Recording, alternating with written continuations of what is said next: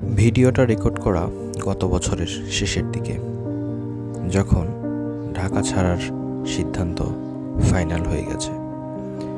চাকরি থেকে ইস্তফা দেওয়ার জন্যই শেষবারের মতো ঢাকা গিয়েছিলাম।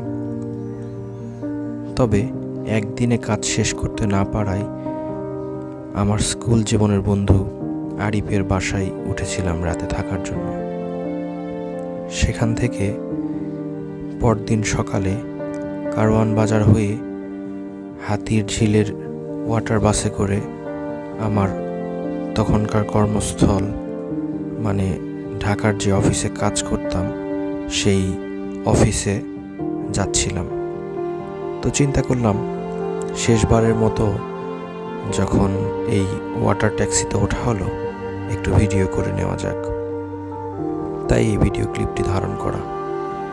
এখন ঢাকা ছেড়ে বেশ আলহামদুলিল্লাহ ভালোই আছি।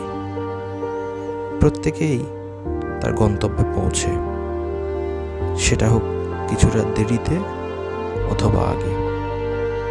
আমি আমার গন্তব্যে অর্থাৎ গ্রামে এসে বেশ ভালোই আছি। সবাই আমার জন্য দোয়া করবেন আর সবাই ভালো থাকবেন, সেই প্রত্যাশা। আমার নৌকাও ভিড়েছে ঘাটে। ধন্যবাদ সবাইকে।